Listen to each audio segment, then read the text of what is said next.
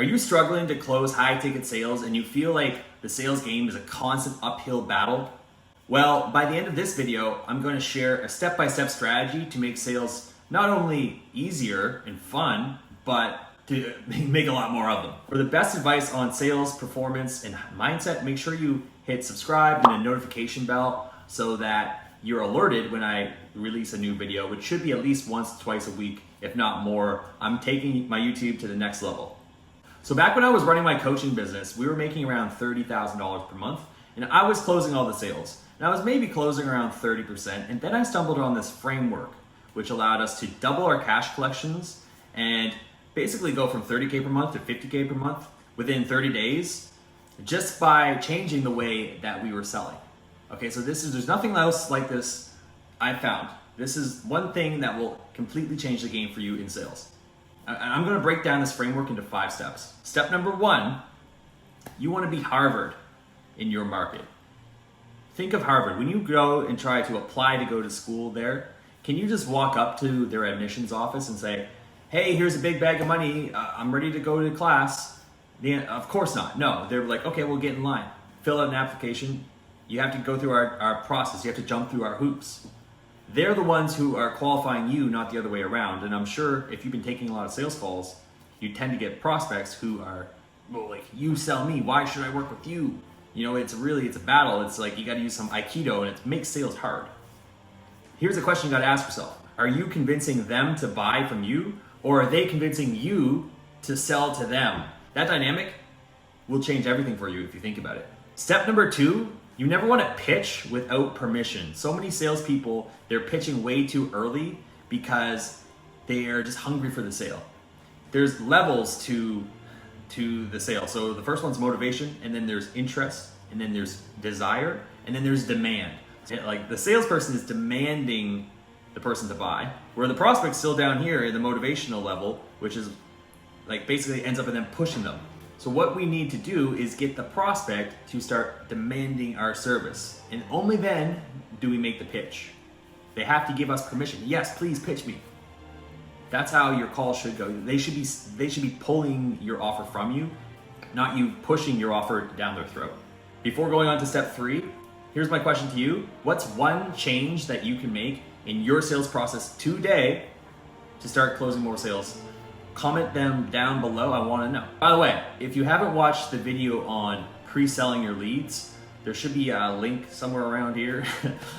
Click that after this video. That will really help you get people showing up to the call ready to be enrolled, where you don't have to hard close them.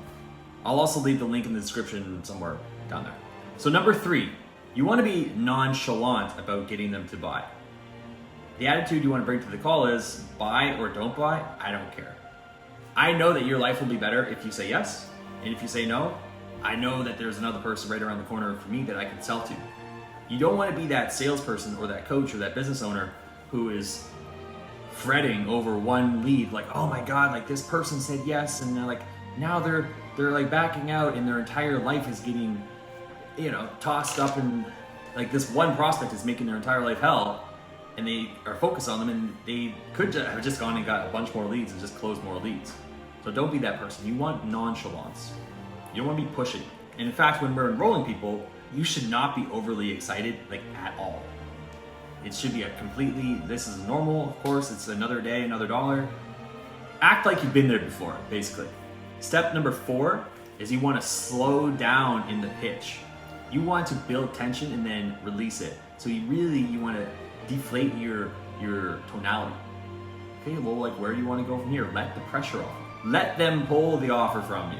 You don't ram it down their throats. Don't be one of these guys who just does an anvil drop pitch. You're like, okay, now we're going to do this and this and this and this, and you just give them all this information, and they're like, their head explodes, and then they don't buy. You want them to pull the information that's relevant to them out of you. Otherwise, you can talk yourself out of a sale just as easily as you can talk yourself into one. In fact, that's why most people hear, I want to think about a rejection. So step number 5, you want to make sure that people are pre-sold on working with you, just like they're pre-sold on going to Harvard. How can you do that? Well, you need pre-selling systems before they get on the call with you.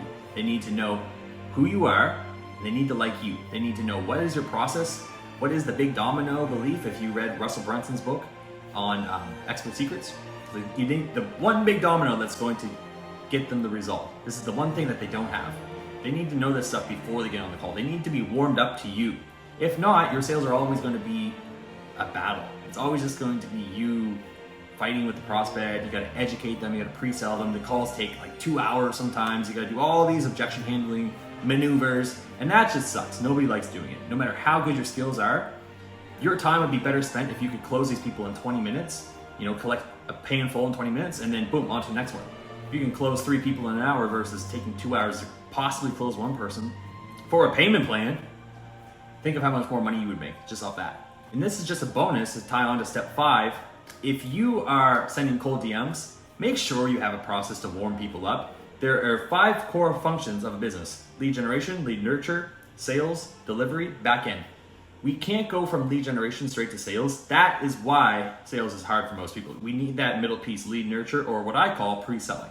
So now that you know those 5 steps of making your sales easier and making more money as a closer, how do we go from where you're at to getting what you want out of your sales, which is, I'm assuming, more income and cash flow, more location freedom to be able to travel the world like I've been doing, and that sense of growth and fulfillment.